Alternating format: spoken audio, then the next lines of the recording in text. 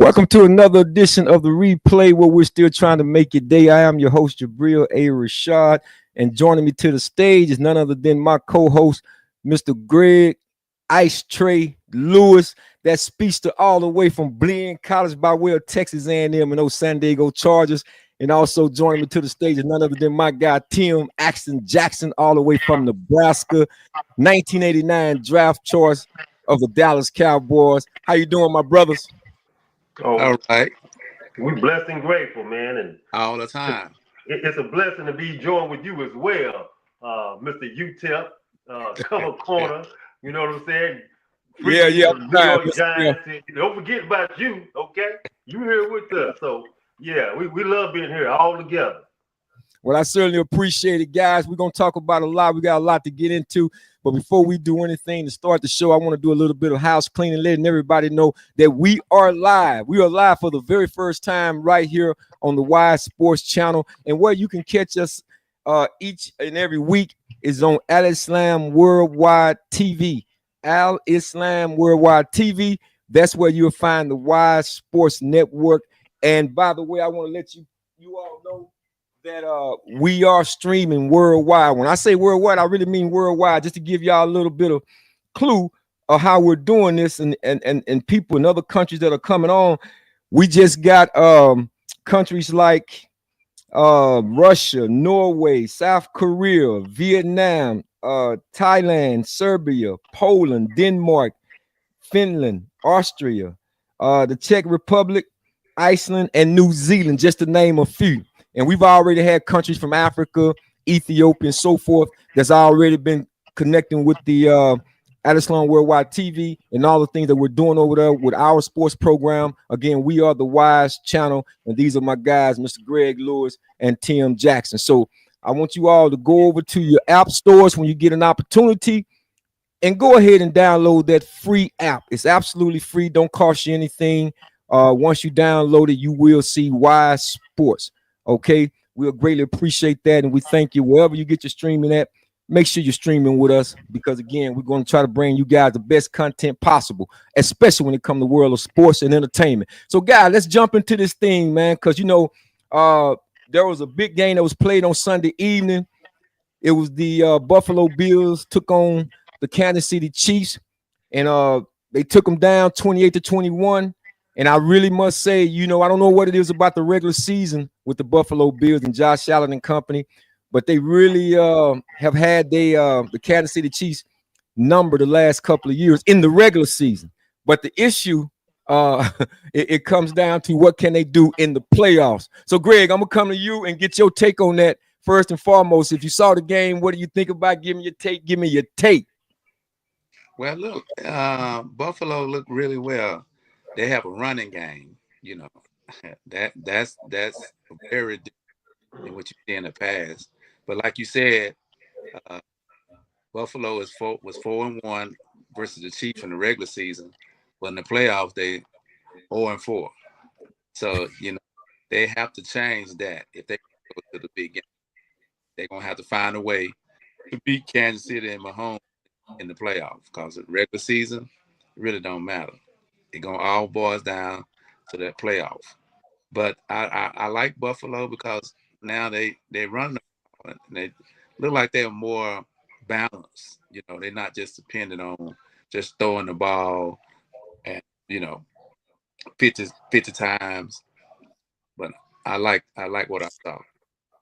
You like what you saw? Well, Tim, what's your take on it when you saw that game, which was another close, hard-fought game, But what was your take on it when you saw Buffalo stood the test and pulled that game out once again? I was thinking about my whole thinking about the game that Buffalo controlled the game. And like you said, with the running game and the balanced game that they controlled the game. So it felt like they had control of the game the whole time, even though there was that little, scare that, hey, maybe Kansas City could come back, right? So you had that feeling because they did drive late, but it didn't feel like he was going to make it back. So it's one of them games where Buffalo does in the regular season, as you said, they go and control Kansas City, and then can't handle them later on. But something going on with Kansas City too. This year they will not have home advantage in the playoffs, and they playing terrible on the road. They've only won one game on the road, and they're 4-1 at home. They only won 5 games, so so they only won one game. Only like 5? I said, on the road. So yeah. So they gotta, if they're gonna make the playoffs, they're gonna be playing on the road more than likely. And so that's not a good thing for them. And so either they're gonna have to pick it up on the road, or they may not be making it anywhere. And they've been looking the best team for the last few weeks. They've been like they're the number 1 team. They've been looking really good. Everybody got them ranked number 1. They come in here, lose this game, they're gonna be playing on the road, and they don't play well on the road this year. Yeah, I definitely concur with you. And just to give you a little bit of numbers on that, Patrick Mahomes himself, they said that Patrick Mahomes had the career worst completion percentage, which was 44.1% of his career. He was 15 of 34 for 250 yards, passing, 0 touchdowns, and 1 interceptions. Now, on the other side of that, Josh Allen, he finished with 273 yards, passing, 1 touchdown, 2 rushing touchdowns, and 6 carries for 19 yards. So when you compare the numbers between Josh Allen and Patrick Mahomes, it kind of close, but not close. Because again, that says you probably driving the ball, get into the red zone, you come away with no points. But at the same time, Josh Allen is driving the ball, getting into the red zone, and coming away with points. And that's in those games right there, those 2 top teams, when they're playing, we all know that those games are a game of inches. I mean, one little mistake here, one little mistake there. They both have great defensive coordinators. Spag is always drawing up these exotic defenses and bringing the pressure and so forth. But Josh Allen, I mean, the more and more you rep something, the better and better you should get at, especially when you know a certain team's weakness and their tendencies and strengths and so forth. So when I looked at the game, that's basically what it comes down to. It comes down to quarterback play and who's going to make that crucial mistake or that crucial turnover. And when I look at this game, piggybacking a little bit off what you're talking about, Tim, as far as their road record, because I think they're sitting at 5-4 right now with that loss. It's going to be real interesting. And the Super Bowl may go through Indianapolis this year. I'm just saying. I mean, we still got a lot of football left, Greg, but what you think? I mean, you sitting there, they're normally getting the home field advantage, throughout the playoffs. That's how they've gotten into some of the past Super Bowls in past years. But now, as Tim is talking about, man, the road record don't look good, and it could go through Indianapolis this year. Well, that's true, because Indy is playing good until they won to see Pittsburgh, and them guys woke up on defense over there in Pittsburgh. And they didn't understand what was going on. In a second. Yeah, but like I say, playoffs to me, guys like Mahomes, them type of guys, they get in the playoffs, and the Chiefs, they still dangerous because, he's not going to lay down, man, and their team been there, so they know what it takes to win. So it's just a different atmosphere when it goes in the playoffs, So just get in there, and then, hey, anything can happen. I certainly agree with you about that, man. It's like you got the regular season, then you got the playoffs. And everybody know the energy is totally different when it comes playoff time. And a lot of people can't perform under the biggest stage and the biggest brightest of lights. So that's so true. That's why I don't want to just say Indianapolis, because again, we'll talk about them in just a moment. But when you got veteran teams like the Kansas City Chiefs, the Buffalo Bills, even the Baltimore Ravens, they seem probably got a little bit of their mojo back now that Lamar Jackson have returned back to the lineup. But you can't never count those teams out. And sometimes, some teams seem to rally and collectively come together and play a lot more better on the road than they do at home. Some teams. So you can't never count a person like Pat Mahomes out. But I do understand where you're coming from, Greg. It's just that these two heavyweight teams, man, they know each other's tendency, so well until like you just wonder who's going to make that mistake, Tim. Yeah. And the funny thing about it is who's going to get over that hump? Is Buffalo ever going to get over that hump? Or will they pull it together in the playoffs? Will they raise their game level up? Or will they be the Buffalo, we're always one game short? In this situation, it's 2 games short. So won against Kansas City and didn't even get in there. So they're not even getting there like the old Buffalo did. At least they got there to the pinnacle and then win it. So it says a lot, man. When you think about winning, think about this for a second. You do all this winning. You play this hard. You get all the way to the playoffs and every single door. It was kind of like the Houston Oilers back in the day, right? You're knocking on that door, knocking on the door. And this year we're gonna kick it in. Remember Bob Phillips said we're gonna kick it in. Right, He yeah. never did kick it in. Yeah. He never did kick that door. He matter of fact, he Goose- broke his foot trying to kick that door in, man. Goose never could kick it in. Right. He said I remember that. So we don't know if Buffalo ever gonna kick it in because Houston Oilers couldn't. So we'll see what happens in the future. Well, they've been there. Well, we know they've been to the Super Bowl. Yes, they went 4 straight times. Back when Jim Kelly was playing, 4 consecutive times. I mean, straight time. Straight. That's awesome. And still lost every single time. Every single time. Yeah, they lost every single time. Again, I wouldn't slide my money on their side if they were to meet up with KC in the playoffs. So again, it's still a lot of football left, fellas. So we just gonna wait and see. But now let's transition, Greg, and I'm gonna come to you first because we got to talk about those dreaded Dallas Cowboys last night losing to the Arizona Cardinals 27-17. When I tell you the Cardinals plucked, when they plucked the Dallas Cowboys last night, that's what I really mean. They plucked the Dallas Cowboys last night. But Greg, I know you sat there and watched, man, scratching your head trying to figure out how do the Dallas Cowboys lose to a 32-year-old backup quarterback at that, and then a 39 defensive end, a tackle in Calais Campbell, and they sacked Dak Prescott 5 times. But when you look at this game, Greg, what comes to mind, man? I mean, you can go ahead and say if it's a junior high school level, high school, college, go ahead and say it. It's pretty vanilla, vanilla across the board. But I can't take anything from Arizona secondary. Them guys played some hell of a coverage last night. Yeah, Buda done played. They played some hell of a play. The young rookie cornerback number 0, he stepped in and had a great game. But they played great on defense. They, all you was talking about this high power offense, number 2, and played excellent defense. Then on the other side, the Cowboys secondary. Oh Lord, have mercy! I mean, say you can go ahead and say you can go ahead and say what everybody else done already said. I mean, they don't have a person who can play man.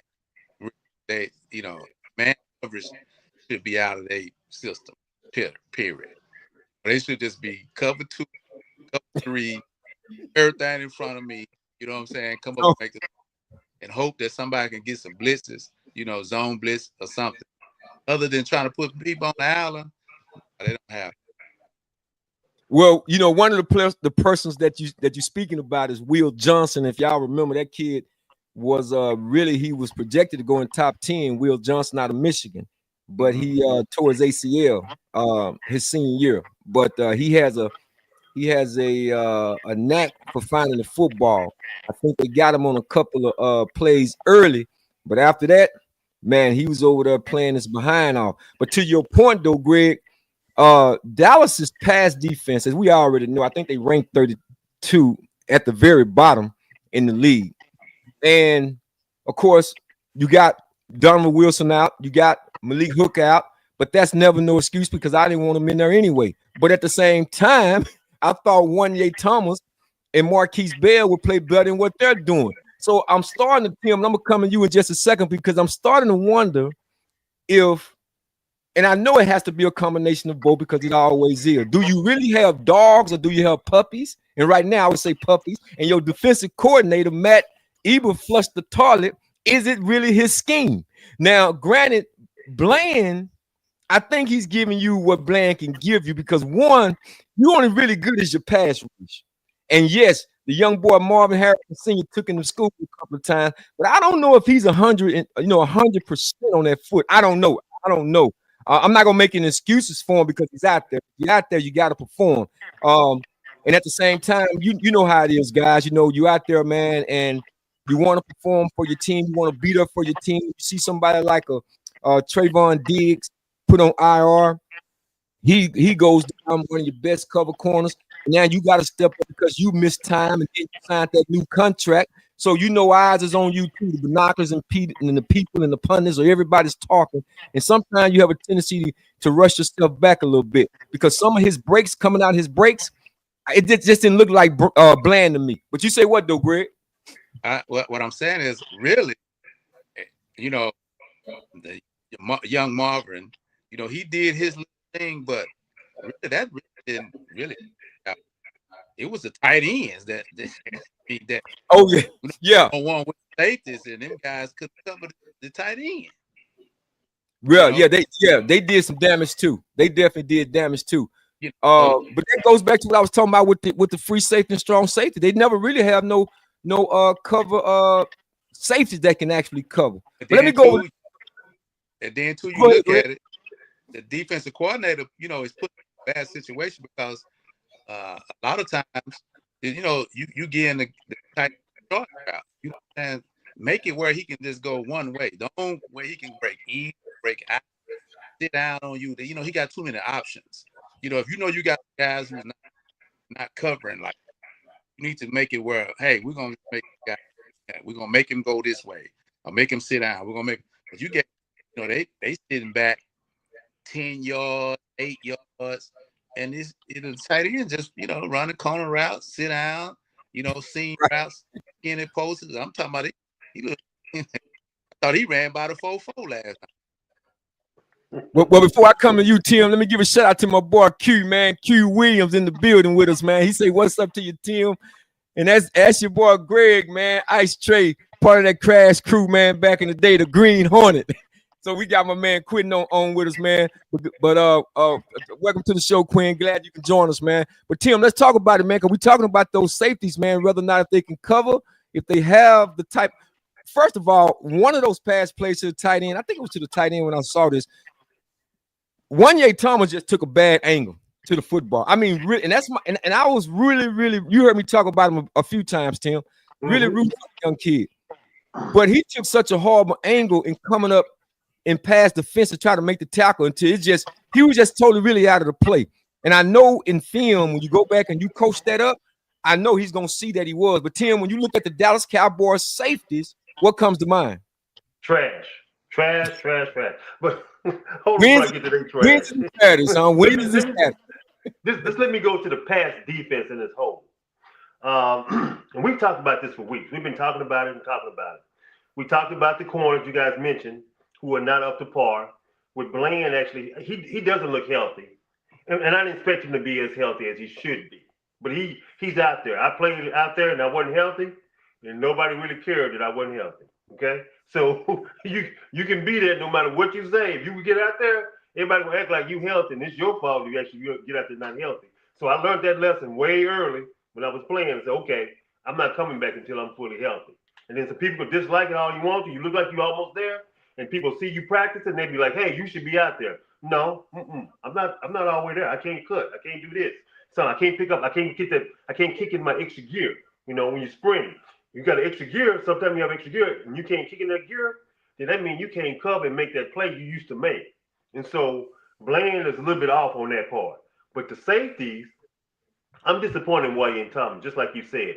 I thought he was going to do a little bit better because Hooker is the only guy who actually can play free safety a little bit. Otherwise, they don't have nobody play free safety. And they playing both of them guys like free safety. They got them interchangeable. They playing their safeties interchangeable. And because of that, they're out of place and they don't play well because they don't have vision. They don't know what's coming. They don't read the plays before. They can't help the corners and tell them what may be happening. They're not visionaries. They're not people who actually see the game. And so that's why he goes at a bad angle because he don't even see the game. You practice that stuff in your head. And so he's not doing that. Wanye Thomas and the other safeties not either. They playing up. They can't help on the out. They're not reading things. And then this one other thing you guys didn't mention. The linebacker play is just terrible.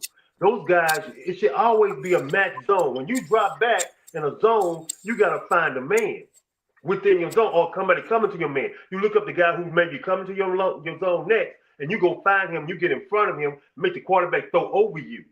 You can get a tip pass that leads to an interception, or he throws the ball too high, you get to an interception.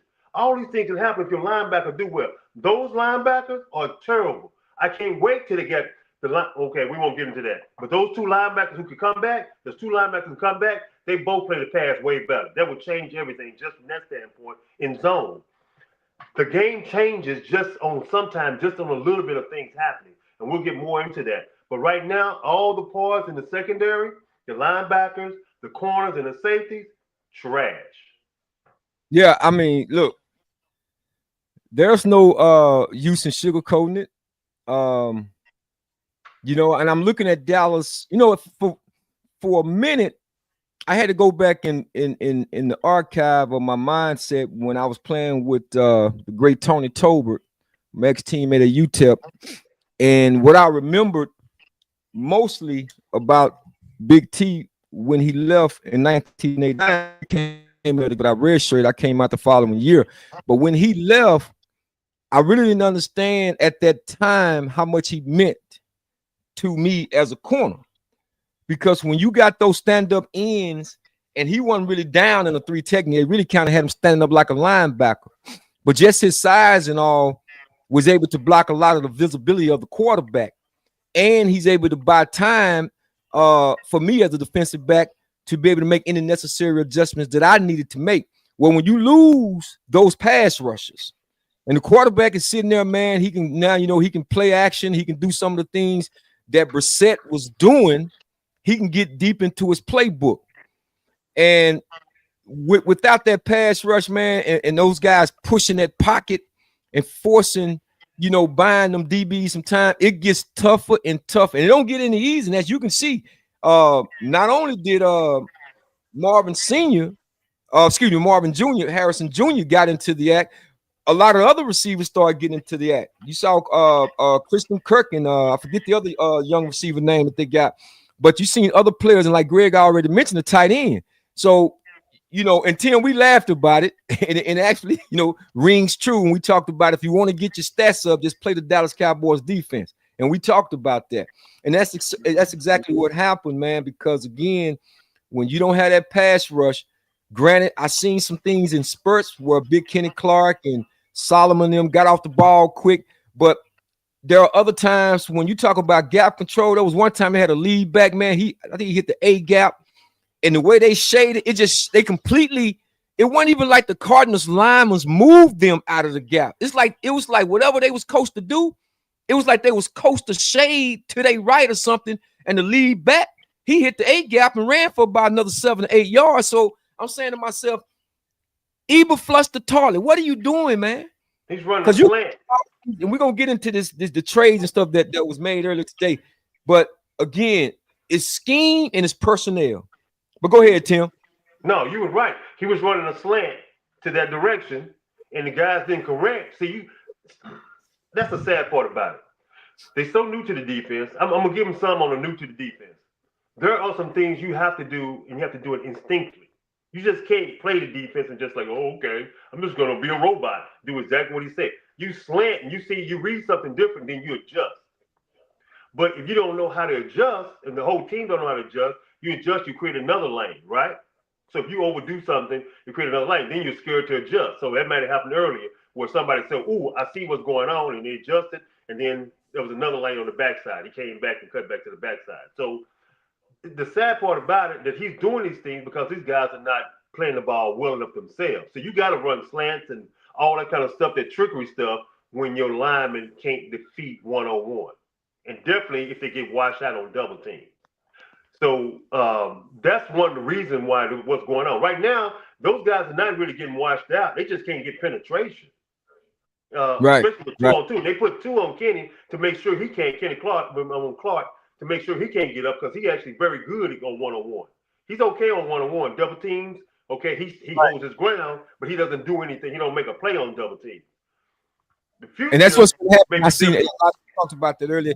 A lot of times they're double teaming them. So with added additions, you probably see something different. But let's stay with the offense right quick, Greg, because we look at the stats, right, based on what Dak Prescott did, performance. Everything was supposed to be centered around the offense. How Dallas was scoring 40 points at home, or averaging just about 40 points at home, and they felt like they was gonna come in and be able to put up numbers. Once again, we see the Dallas Cowboys offense become stagnated. Dak finished the evening. He was 24 of 39, 250 yards, 1 touchdown, 1 interception. He was sacked 5 times and had a QBR rating of 77.9, as opposed to Jacoby Brissett, who finished the night with he was 21 of 31, 261 yards, 2 touchdowns, 0 interceptions.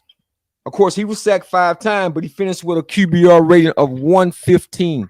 So, in contrast, from Brissett versus Dak Prescott, you paying Dak Prescott $60 million. $60 million. I don't see $60 million. I've been saying this from the time when I was sitting back talking to some other individuals back when he won the second contract, and Russell Wilson at the time was making about $35 million, and Jerry was offering him 33, but he wanted to make more than Russell Wilson. When Russell Wilson had been to 2 Super Bowls, won 1, and should have won 2. How can you convince me that you deserve more money at that time than Russell Wilson? Now fast forward to today. I would have just put him on a 1-year contract, me personally, because again, if I'm going to pay you $60 million and all the results that I'm getting is the same old results, then that's insanity, Greg. That's insanity. So when you look at a Dak Prescott run these numbers and they hanging their hats on the offense, what comes to mind? Comes some inconsistency. You can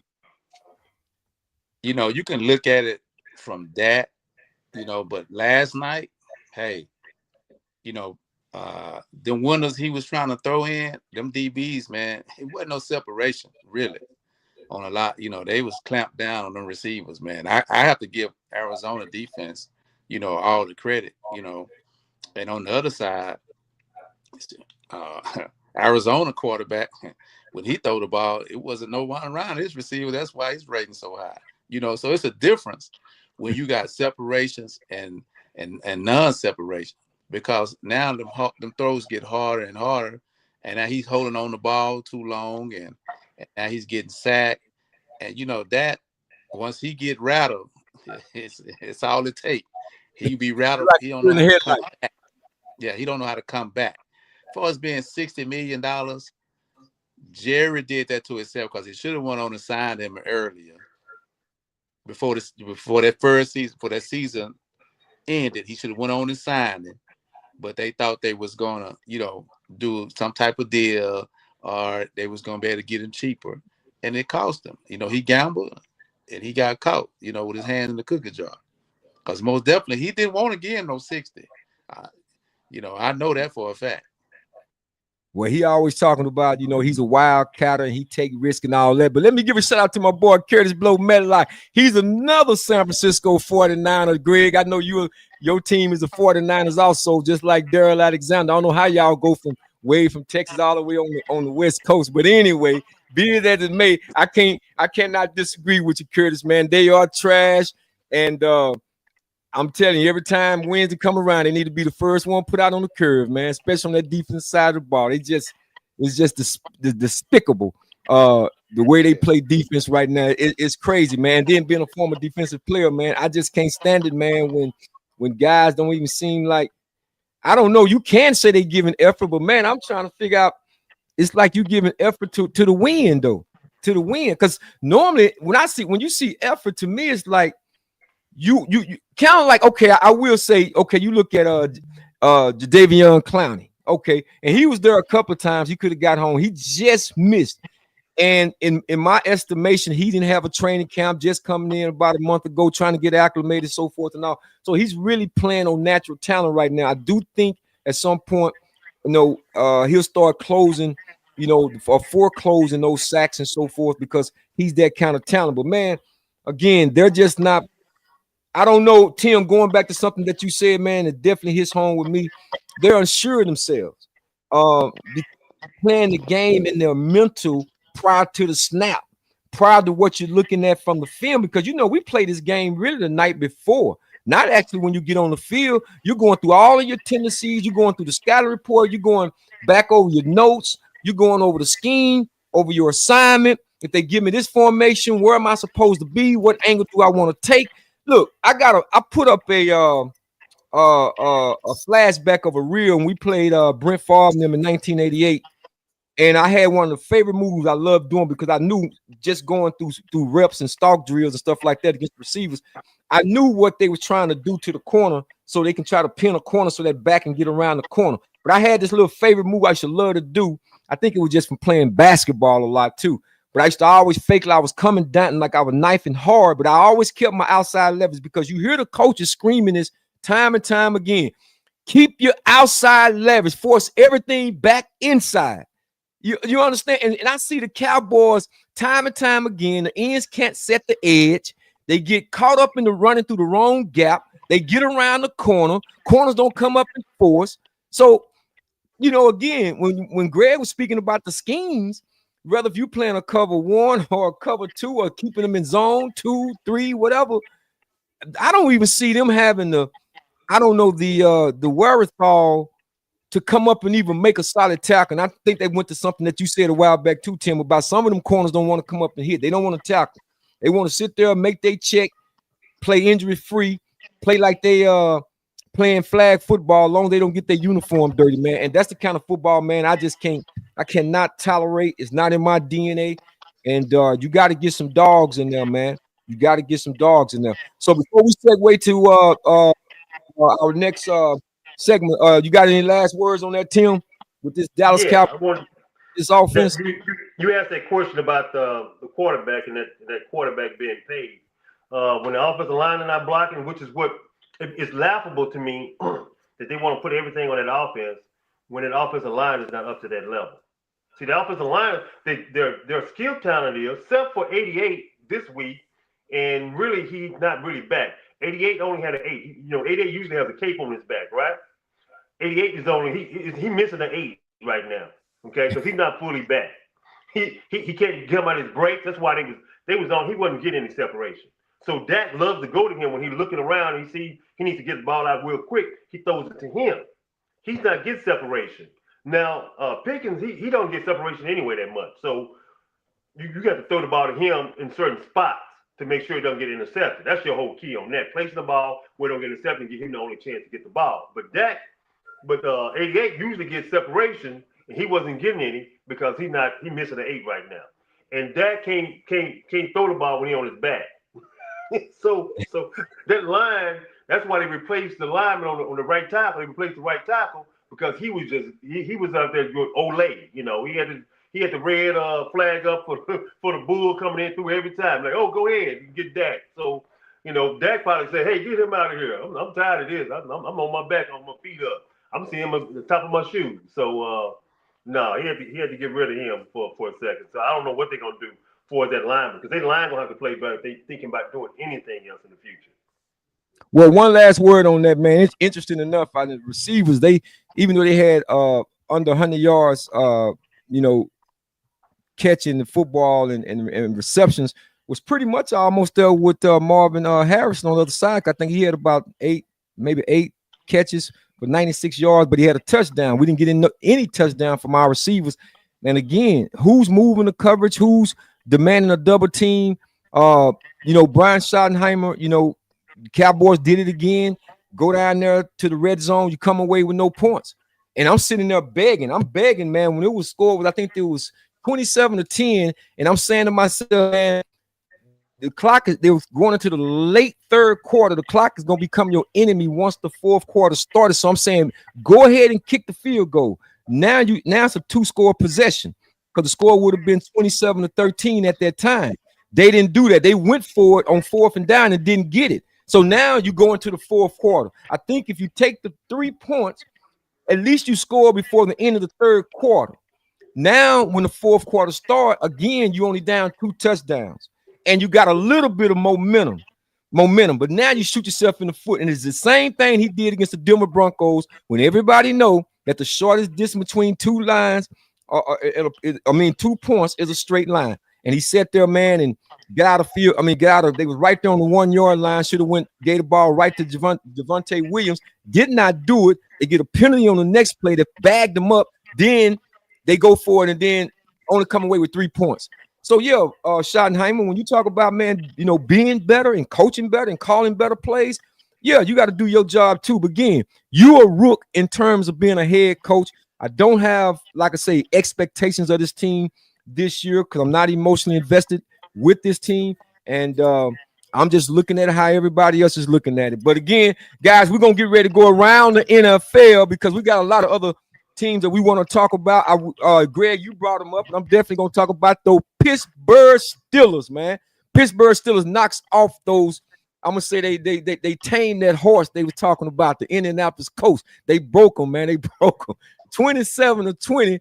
And so Aaron Rodgers, he finally got one of those much needed victories that he needed to cement the Pittsburgh Steelers trying to win at AFC North. But looking at that game right there, Pittsburgh Steelers and the Colts came in hot as one of the hottest teams in the league. Greg, you said it, man. The defense got out them.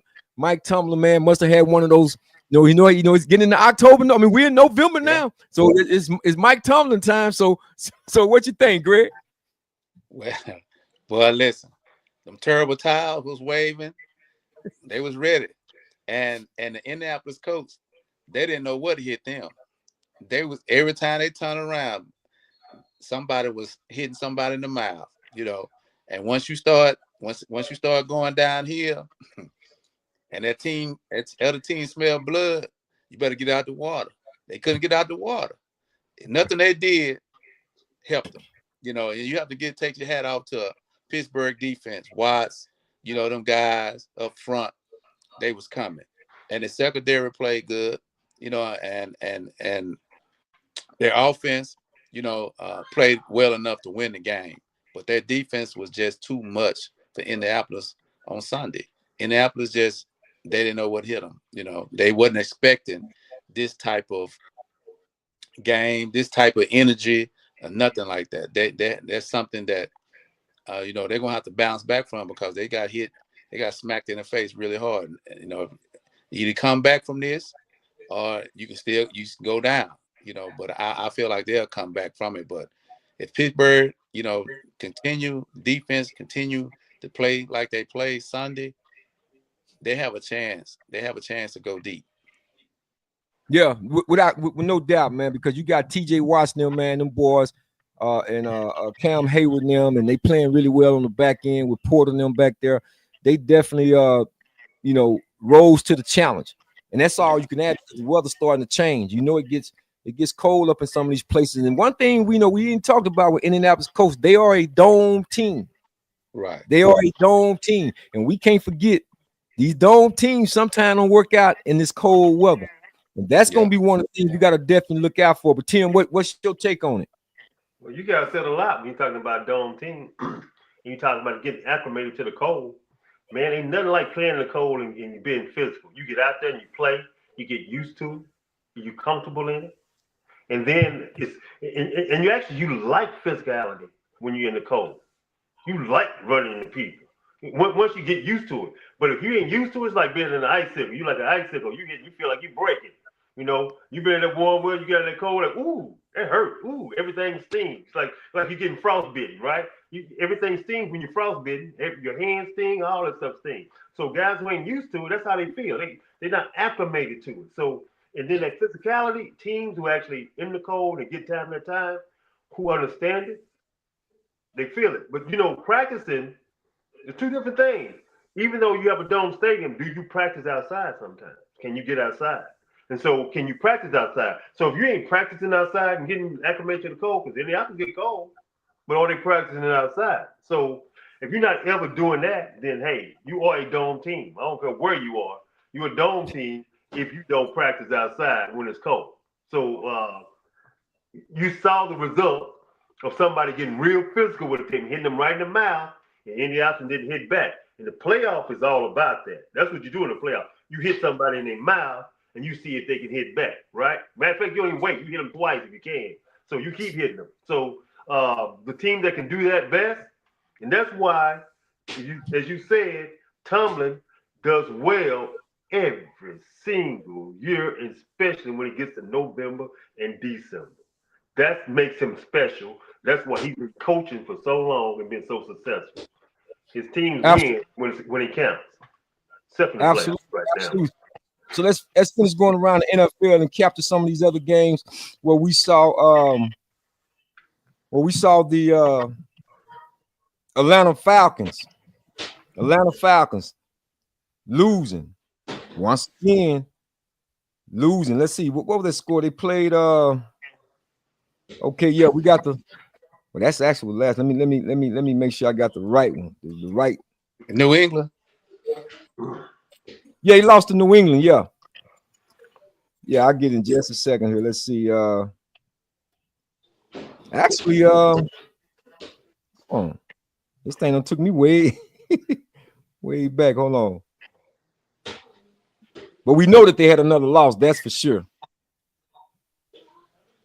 Yeah, they lost. It was a close game, actually, 24-23. Yeah. Patriots and Falcons. So it was tight. They lost again. So yeah, and it was looking very promising at the beginning of the season. When the season started, they started off kind of hot. And now to be 3-5 after they started off so hot, looking so good. Yeah, you're right. Yeah, 24. Trade deadline. They need to get rid of that dead weight quarterback they got on the team, but ain't nobody won't take him. That's the problem. You talking about Kirk Cousins? You talking about Kirk Cousins? Kirk Cousins, ain't nobody want to take him. I mean, but you know he gonna whenever he decide to retire, he gonna be laughing all the way to the bank. Cause you talking about robbing somebody, man, without a gun, he robbed him with a pen for years. Kirk Cousins, and the only thing he had to hang his hat on was, "Do you like that?" And they rolled with it. But let's go ahead and go through the rest of them though. You got the Ravens, man. They took down the Miami Dolphins 28-6. Of course, Greg, your 49ers, man, they got by the New York Giants 34-24. They still playing as well as they are, with a lot of starters still being out. They got a lot of injuries. Los Angeles Chargers defeated Tennessee Titans 27-20. And then we got the Minnesota Vikings, man. Minnesota Vikings defeating the Detroit Lions 27-24. Justin Jefferson gets his first touchdown, I believe, since the second week of the season. So, Greg, Minnesota, dome team. Detroit Lions, dome team. And they're in the same division. I mean, J.J. McCarthy came back, man, looked pretty good. So is the Lions who we think they are? Is the Lions, Detroit Lions, who we think they are, Greg? Well, yes, I think the Lions are a really, really good team. You know, it depends on how Goff play. That's how the Lions are. Wherever Goff do, that's what the Lions gonna do. Because if he play well, they're gonna win. But Minnesota is a type of team at home. They have the pieces to win, and you cannot let Jefferson, just run around your secondary, and you have to take the guy out the game. If you take him out the game, I think you have a 99% chance of winning.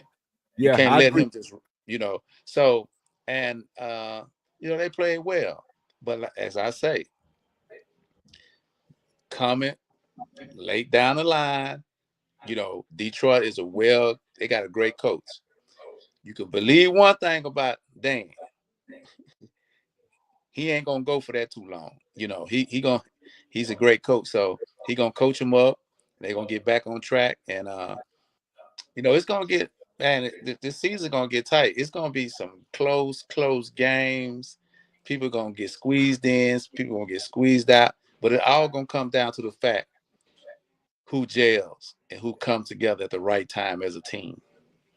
Yeah, that's gonna be a very interesting division, the NFC North, man. It's gonna be a very interesting division, right? Because you have Bears over there too, where the Green Bay Packers, and of course we're talking about Detroit and the Minnesota Vikings. But speaking of the Bears, they did pull out a close one, 47-42 over the Bengals, and man, chase them, man. They was so upset because they defense is just like the Dallas Cowboys, so they lose at home to the Chicago Bears, a game that they should have actually won. Even with Flacco. Of course, the Houston Texans, man, they lose a close game, a game they should have won also, I think, at home over the Denver Broncos. They lose to the Broncos 18-15. The Panthers, man, go on the road and upset the Green Bay Packers 16-13, last minute field goal. New Orleans Saints fall to the Los Angeles Rams 34-10. Jaguars over the Raiders 30-29. Of course, we talked about the Chiefs, Seahawks. This is the game I want to talk about real briefly. Seattle Seahawks goes into Washington Commanders. Everybody's talking about it, and I just talked about this last week as it relates to Jaden McDaniels, the Washington Commanders quarterback. I did a comparison between him and Robert Griffin. Heisman Trophy winners, second year in the league, and here come the injury bug. And what happens when he should have been taken out of a game that was they was losing 38-14 at the time when he suffered that can't even say the word now. When he dislocated his elbow, if I'm trying to say dislocated his left elbow, and Dan Quinn is taking a lot of heat for that, as well as he should, because that guy should not have been in the game. But nonetheless, the injury bug, sophomore jinx, whatever you want to call it, seems to be rearing its ugly head, Tim. So what was your take when you saw that? Yeah, I don't understand it. He didn't understand it even after himself. He's like, I shouldn't have done that. So I should have taken him out. I take that on me. So he didn't understand what he did. He just kept him out there. Sometimes coaches are blind. They have blinders on, and they got a blind thought and blind. And I don't think it's like Robert Griffin the third in this situation, because he seemed to be a player's coach. He cared about his players. So a little bit different, where they just left him out there because they just wanted to win. They didn't give a hoot whether he was healthy or not. But in his case, he was just letting him play and not remembering, hey, get your players out that you should get out. Don't allow them to be out there with the possibility of getting injured in a game that he can't win. So there's no good reason for him to be out at that time. I just looked at this. I'm flabbergasted. I feel like my name is Eva Flo. So what you call it? Eva who? Eva flushed the toilet. Exactly. That's how I feel like. Yeah, if I was him. Yeah. Well, anyway, guys, that's going to conclude that segment on Around the NFL and what we're going to talk about. Before we actually bring this next segment into it, I want to remind everybody who's joining us on the replay show that we are the Y Sports Channel, and we're on the Al Islam Worldwide Network, where we stream all across the United States and into 120 countries. I talked about it earlier, where we got Russia, Serbia, Thailand, and so many others. I can't name them all. So many others that we're streaming on our network: Roku, Apple TV, Amazon Fire Stick, Android phone, your iPhone, Google Play, and of course we will be using Facebook and YouTube from time to time. But it is African American owned. We control our own narrative. Again, if you're supporting those other social platforms, you should definitely support us. All you got to do is go to your app store, download the app. It's a green and white banner. You will see it at Islam Worldwide TV, and that's where you're going to see the Y Sports Network. There are many other channels that we are putting up, so we got a lot more content, and it's just not this particular channel. There are other channels, other people with their own shows that's going to be uploaded on that particular streaming network. So you want to do that and enjoy some of the great content. Like I said, treat yourself, don't defeat yourself. Okay. So guys, let's segue over to what we want to get into about the trades. Everything was happening today so fast around the NFL with these trades. I've been wanting to talk about it. We mentioned it briefly earlier. But let's talk about it now, starting with the Dallas Cowboys and the moves that they made, getting a defensive tackle and a former first round pick out of Alabama, Quentin Williams. I say not Quentin Williams, Quinn. No point intended. I think they pronounce it Quentin. If I'm thinking Quentin Williams, but he's on the defensive side of the ball, not like Quentin Williams, who was one of our star running backs in high school, my guy.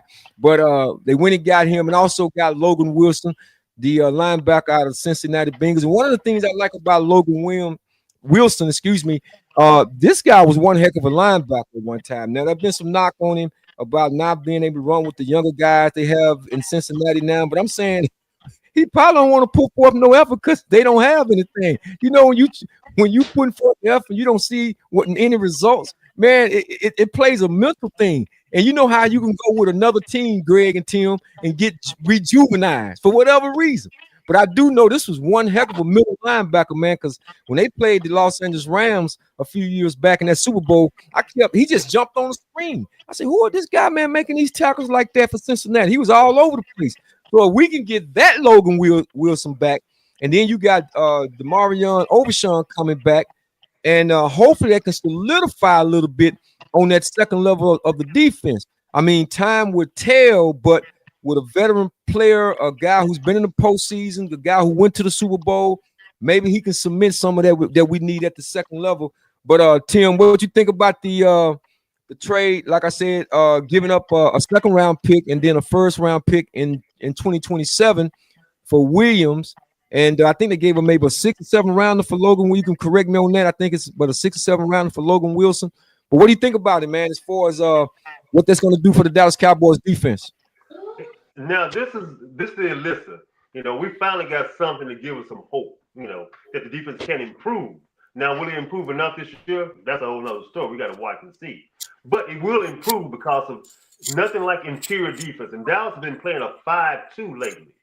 So think about that. They've been playing a 5-2, which that's 3 interior linemen. So they've been playing 3, so that allowed them to actually play all 3 of those guys at one time. Ozzie, you know, Clark, and our new addition as well too, Williams. So think about that. And then you're talking about a lineman. One can play back at linebacker on the defensive end, can play more like a linebacker 4-3 sometimes when they're missing. And also then you got, like you just said, a 0 is coming back as well, right? And then you have Logan Wilson, who actually plays better in defense. Logan will match up to the zone as well in pass defense. He actually moves when he drops back. He'll look and find where the receiver is or whoever's running, the receiver, whoever running back or whatever it is, he'll find them and match himself in front of them. He'll tip the ball and he'll do different things, intercept the ball. He does those type of plays. So he's one of them people who can lead by example, help those rest of those guys understand how you play zone, because the rest of them can't play zone. And also 0 plays zone as well too. So now you got 2 guys who play better pass defense that are coming back into defense. That'll change things. And now you got the defensive line, because now they'll penetrate and make plays. Because Williams penetrates, he makes plays. So now you're talking about a better defensive line that actually can make some plays. And when you got somebody who's drawing a double team, now you got one-on-one on the outside.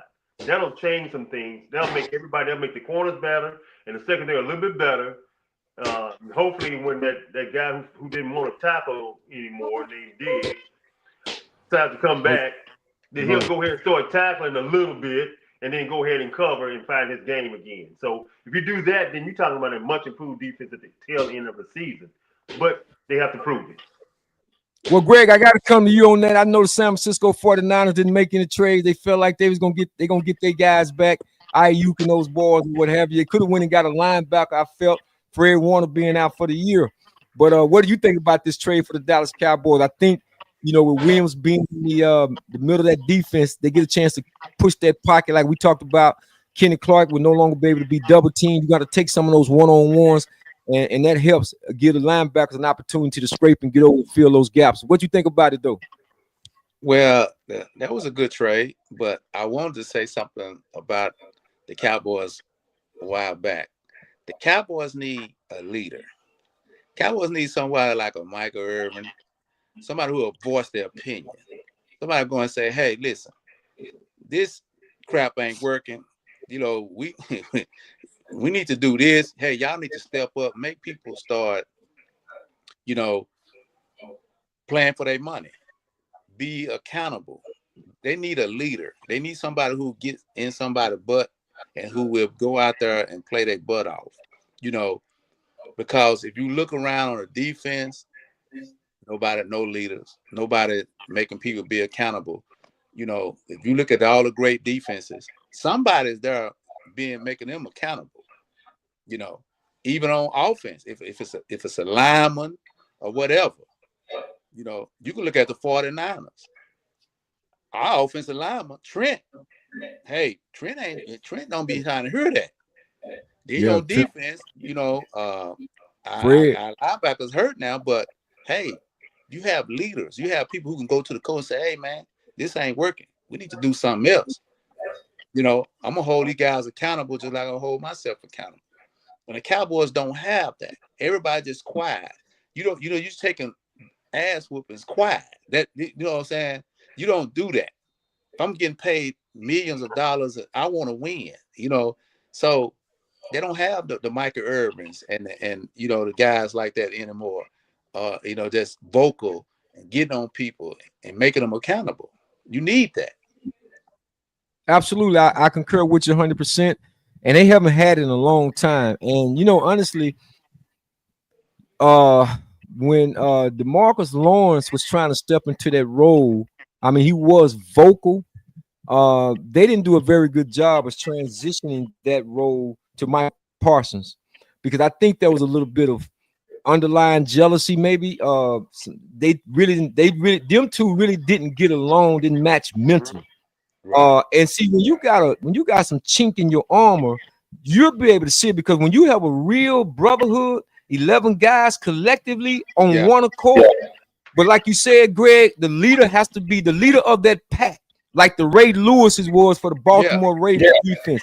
That one voice, when everything is going awry, that can balance it all. You got to have that one individual, man, to be able to say, okay, like Mike Singletary was with the 85 Chicago Bears, running that Buddy Ryan 46 defense. You got to have those guys, man. And the Cowboys, like you said, they don't have it, haven't had it since, man, I'm thinking, we'll probably go back to the 90s if you really want to be honest. If you're really talking about a real vocal type of a guy, and that's sad because, Michael Irvin was more louder than even the defense, even though, the Ken Nortons and the James Washington, those guys had that inner dog in them, and you just knew, and they collectively communicated the way a defense should. I can't say one person just actually stood out, because you had so many alpha males that was on the same page that you didn't have to have that one individual like a Ray Lewis or a Mike Singletary. But in this day and time, when I look at the Dallas Cowboys, they're so pedestrian, they're so lethargic. And I look at, I'm like you, man, I almost fall asleep sometimes, even on offense, because I'm saying they do, Pickens is a new guy, and they do just enough, but you can tell he got a little bit of that in him, if you unleash it. Because ain't nobody on the sideline. You don't see no arguments. You don't see everybody like, okay, we'll get them.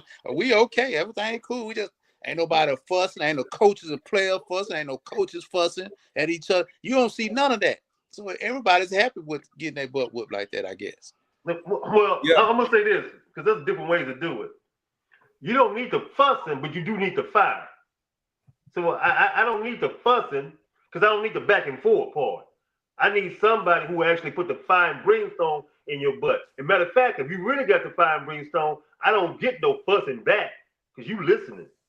So if I come at you and you're not doing things right, I'm gonna tell you exactly what it is, and you're gonna take it, because I'm giving it to you the right way. If you don't take it that way, then we're gonna find you another place, because I'm in, because you're a leader. You in with the leadership. So when you're truly in with the leadership. So you better get your stuff straight if you want to stay out here, or you stop getting your paycheck. Yeah, and I'm gonna tell you something, and we're gonna go over to switch over to New York Jets in just a second. But I just want to make this point too.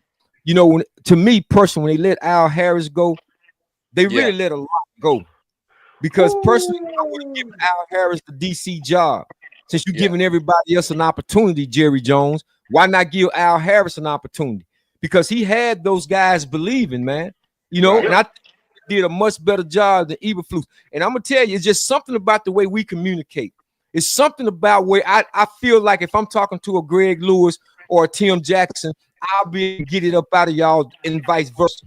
You understand? Greg and I, man, he know way back when we played and performed in high school, we had a blue team and a white team, and there was never no drop off. And we understood when I was out there with Greg, we understood, hey man, the same tempo is the same tempo we want to keep, because we believed in what we had an identity, and we believed in that identity, which our defense was called the Crash Crew. So we believed in that, and we understood what our roles were and where our goals were and what in our aspiration, what we was trying to do. They can talk all day about, man, we want to go to the Super Bowl. I heard the head coach Schottenheimer say the other day, Dak not worried about the MVP. He won a Super Bowl. Dude, dude, you know how easy it is. That's 32 other teams that can say the same thing. The difference are the ones who actually inspire for a Super Bowl and go get it. They do all the little things that the losers won't. The ones that sit back there, well, I'm not gonna say nothing to him because I don't want to have no words with him. Say, man, get up in his face, man. Get up in his face, because I remember when the Dallas Cowboys was about to turn the corner back in 1992.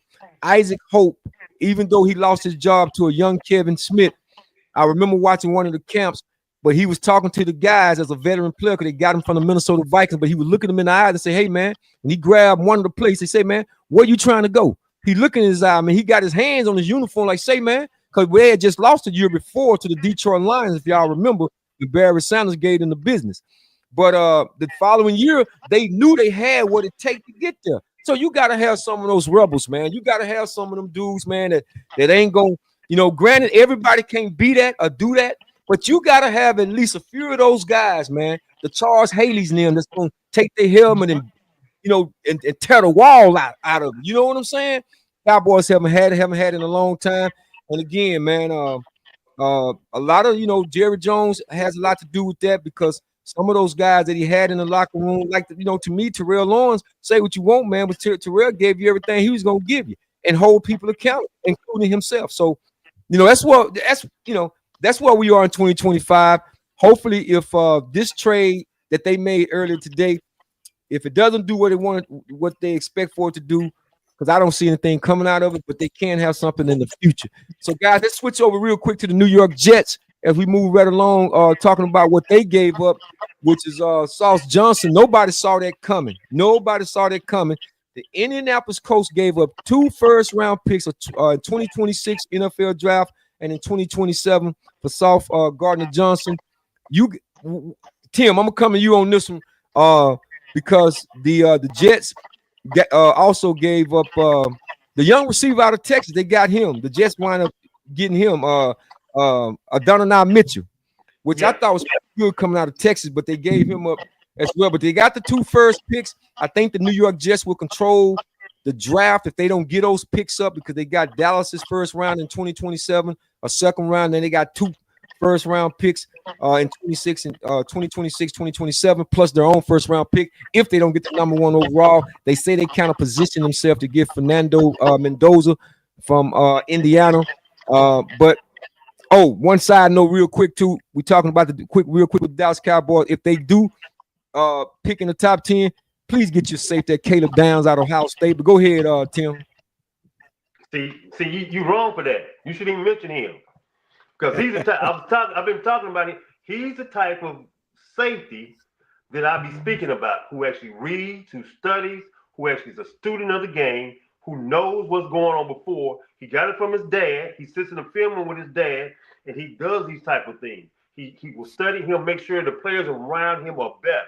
So when you with the secondary, he's just not better. The whole secondary becomes better. But hold on, let me digress. They keep getting these mediocre safeties in Dallas who can't raise the game of the players around them. That's what a good safety can do. He raises the level of the other guys. But let me go back to what you're talking about with the Jets. Jets are banking on the future. And that hopefully, because it's your boy, right? And your boy too as well, actually, because he's from you would be speaking about who? Kevin Glenn. Mr. Glenn. Oh, yeah. G. Oh, I got you. Shout out to my boy AG, man. Yeah. Hope it's his team. So they buy in with him because they're taking all the people who help you to win, they're taking that away.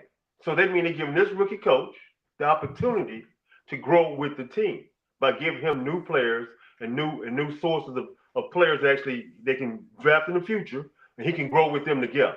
So they're doing that with him. So that's a shout out to him. And so that says he must be doing a good job in leadership, even though you can't see it on the field in the results. Right? And we can see it. I said the same thing, Tim. I think that Woody Johnson, the owner, man, I think because he's a former first round draft pick for the New York Jets, he see that blueprint that they was able to perform over there with the Detroit Lions. That said to me, no, he's believing in what Aaron Glenn is trying to do and implement behind the scenes. Yeah, and if they keep those picks, man, you never know. Me personally, I think I would go try to make a trade for Shedeur Sanders. That's just me personally. Somebody make a trade for him, get him out of that craziness they got over to Cleveland. But I think if he were to get a Shedeur Sanders, I think Shedeur would play real good in New York. He ain't scared of the bright light because he he's a Sanders. He used to the bright lights. He used to been around celebrities and all this stuff. But of course, that's another conversation. But what you think though, Greg? I mean, in terms of AG, man, former Aggie, man, former maroon and white. Yes, sir. Well, it's pretty much what Tim said. They when he was at Detroit and the other Aggie took over at Detroit. Detroit they won in the draft. They built from the draft. That's what they went and got them young players. And I think that they're gonna use the same floor mat that Detroit did. They're gonna do at the Jets. They're gonna go get some young draft guys, and try to steal in some talent from some free agents or low draft picks, and they're gonna have a lot of first rounders. And I think they're just gonna try to build a team from the draft. The young guys, that are gonna come in and listen and play hard. And that makes it different when you got guys come in that's hungry, and willing to learn. Absolutely. Well, guys, that's going to conclude. We're talking about the NFL trade deadline. What happened November the 4th today. Again, we are live. This is not pre-recorded. You can shout out and do what you do. But we're going to segue before we wrap up our show. We got to get into these college games and what happened on the hilltop over at SMU, man. Got to talk about that shocker right there. Miami Hurricanes came down here thinking that they was going to take care of these Texas boys down here, these SMU Mustangs. They had the great Eric Dickerson on the sideline. Glad to see the coach get that alumni back on the sideline, man. For a long time, they held Eric Dickerson on that bait. They didn't want Eric them around, man. They didn't know what happened with the money, Greg. They didn't know what happened with the money, Greg. They didn't know what happened with the Z28s and all that, man. They were paying them boys back. Yeah. With Southwest Com was breaking off. TCU had Kenneth Davis and them up there. So, no other college team in the history ever got the death penalty for SMU. But anyway, it's a new chapter, time to turn the page. But the Miami Hurricane came down on the hilltop of SMU Mustangs, and the Mustangs definitely, man, let them know that we was here with you guys. And we came out with an overtime 26-20. But what did you take from the game, Greg? Looking at how Kevin Jennings, the quarterback out of South Oak Cliff, how he performed, and the rest of the SMU Mustangs. Well, at SMU they played well, but Miami is a team with Beck. That's why he left Georgia. Big games, big moments. He threw too many interceptions, and that hurt Miami, and Miami's gonna go for as their quarterback. And Beck, he just not that type, the quarterback that has that, in the big situation, he can make big plays. He always end up throwing an interception. But SMU played well enough to win, and so I have to give credit when credit is due, But now it's a lot of stuff that's going on in college. I just hope they don't let some of these teams slip into their playoff that don't supposed to be in there. Well, we're gonna talk about that in just a second too. We're gonna definitely talk about that. But Tim, what do you think about the win, SMU, man, over Miami Hurricane? Boy, the Pony Express is back. I'm telling you, boys. Boy, it says a whole lot about Miami more than it says about SMU. SMU got a good team this year. They're not as good as they were last year. But I tell you what, Jennings is getting better and better. So that's a good thing about him. He's improving as the season goes. So that tells you he raising his game up a level. So, they get the opportunity to make a little noise in their conference. They won't be in the playoffs this year, but they'll be making noise in the conference. And they took Miami out of the playoff series too. So unless Miami can figure out a way to win at the top and win the conference championship or something like that. Otherwise, Miami's going to be out. They got to win the conference championship to be in. And so this says a lot about Miami not being able to finish. And you mentioned the quarterback who throws interception in most crucial moments. And so, but doesn't it feel good for SMU? Man, absolutely. In their stadium too. In their stadium, Ooh, and they rushed out on that field. They were so happy. That was good for Dallas. Well, listen, hello. SMU, hey, listen, SMU haven't defeated a top ranked, top 10 AP team since 1974. Now, I wouldn't have ever thought that. You tell me all of Eric Dixon, the Pony Express, and them boys, they hadn't defeated an AP top 10 team since 1974. I was like, wow, but big shout out to the defense, man, SMU defense, because they showed, they got hit in the mouth, went down 7-0. They could have, kind of tucked it in, started doubting themselves, but they came back. Kevin Jennings, like you said, had an excellent game, man. He had kept them boys in that thing, and that's what you need. A sophomore quarterback, yards passing. A sophomore quarterback showing his resolve, man, and being able to lead his troops the way a quarterback should, and he did exactly that. I think he was. Let me look at his stats real quick, because he was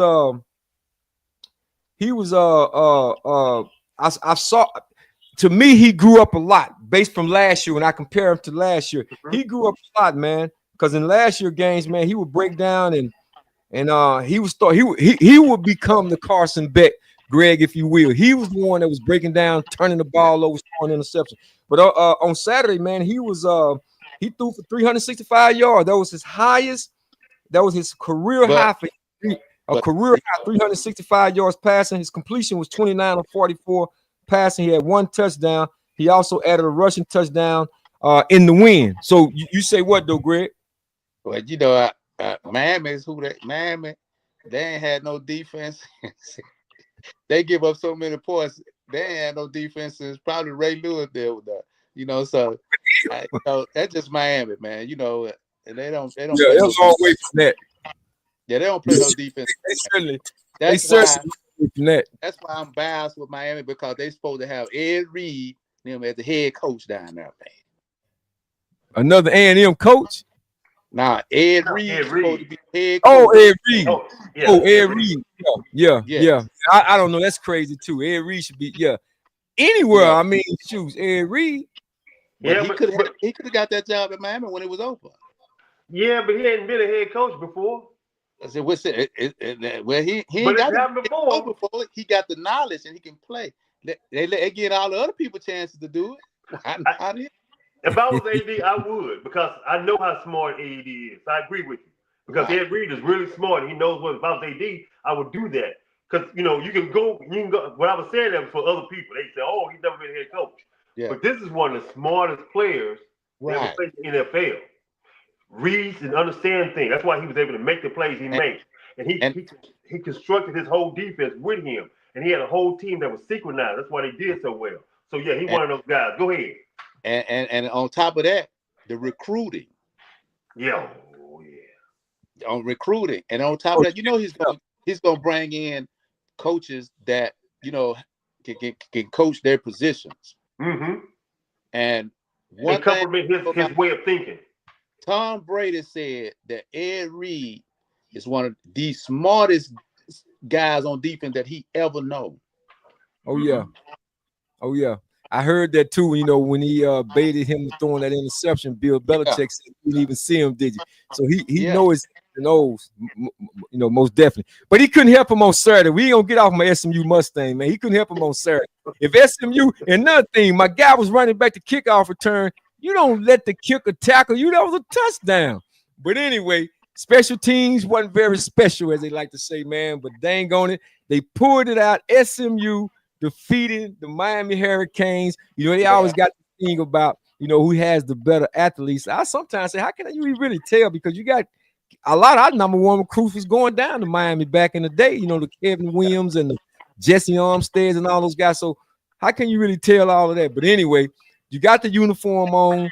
Bristle them, they up here in Dallas. He came in at the receiver, and Hudson transferred from TCU over to SMU. But them boys played really, really well, both offensively, defensively. They hung in there, and that's all I can say. But let us switch over right quick, man, to the Texas Longhorns, because they hooked them the Vanderbilts. Look, at the end of the day, Arch Manning is putting some games together. And he's looked better. He's looked better in the past weeks.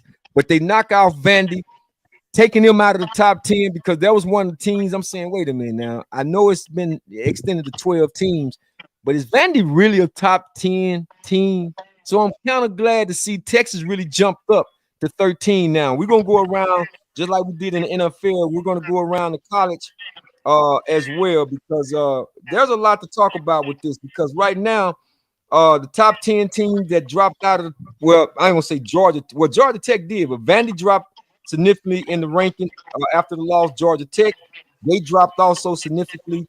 Miami dropped significantly. Tennessee dropped significantly, and Cincinnati dropped out of the rankings after their loss. And Auburn lost to Kentucky, resulting in a major shakeup in the rankings, including the firing of their head coach. So their head coach got fired in the midst of all of that. And of course, as I just stated, Texas jumped up from number 20 all the way to 13. So when we look at it, guys, looking at this playoff picture, looking at the playoff picture now, I think now it's starting to come into focus a little bit better into focus. Of course, Ohio State is still ranked number 1. Indiana is number 2. Texas A&M number 3. There you go, Greg. Alabama's number 4. Georgia 5. Oregon 6. Ole Miss 7. BYU, and I'm still not all the way on BYU. BYU is sitting in at 8. Texas Tech number 9. Notre Dame number 10.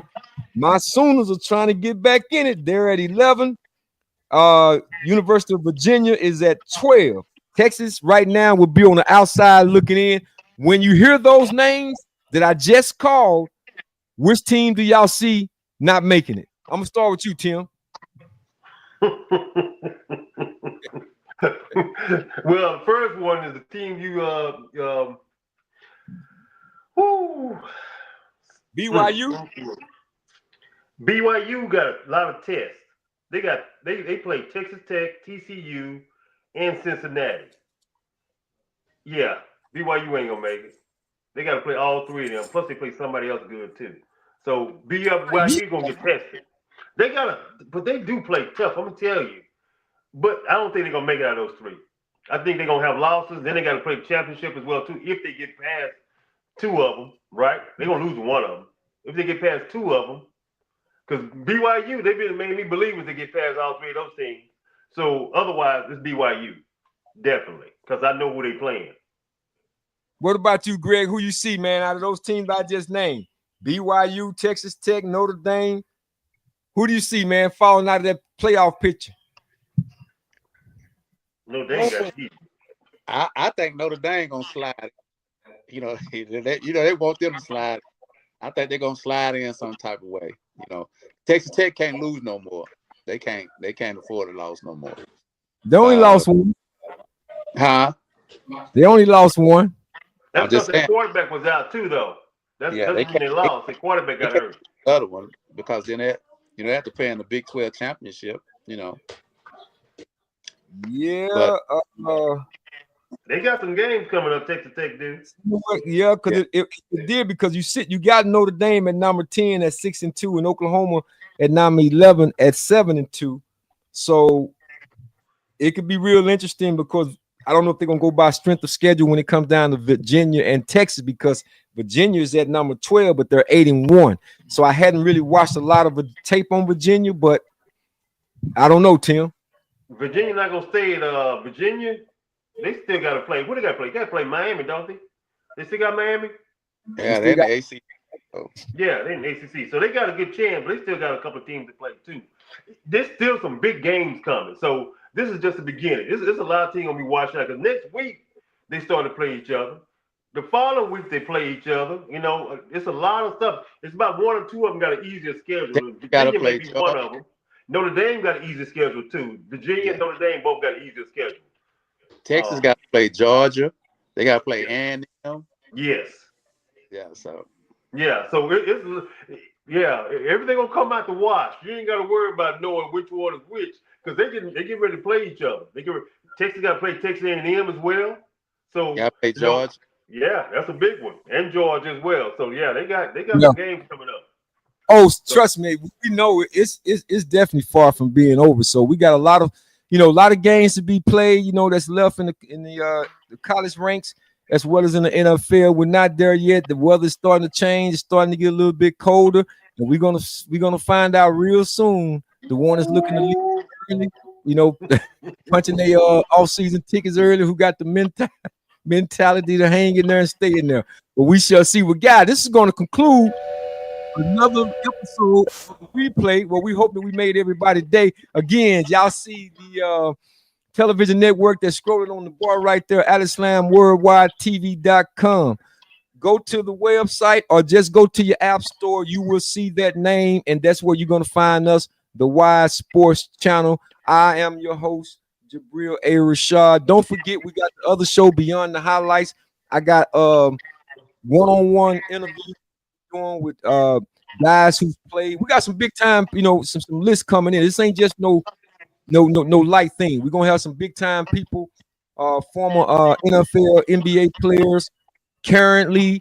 Also, some we got another feature we're gonna be doing with the replay featuring our I Am Student Athlete format with our young people, our high school and college players. So we got a lot of things that we want to try to bring you guys, and hopefully this network will be something where you would definitely want to stop by and get a lot of your content. We got programs that we're going to be doing that surrounding business and financial literacy and just the culture itself. We're going to talk a little bit of entertainment and so forth. So y'all just stay tuned. We still building this thing out. Again, it's African American owned. It's not just about us. It's about everybody. We're thinking globally and not locally.